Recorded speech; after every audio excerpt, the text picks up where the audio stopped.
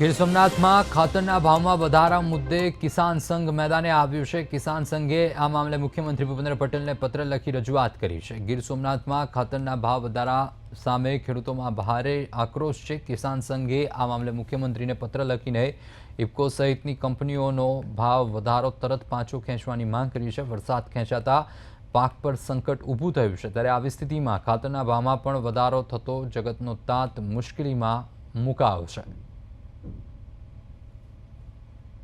હમણાં તાજેતરમાં જ ઇફકો ખાતરમાં મોટો ભાવ વધારો આવેલો છે, એને અમે ભારતીય કિસાન સંઘ સખત વિરોધ કરે છે।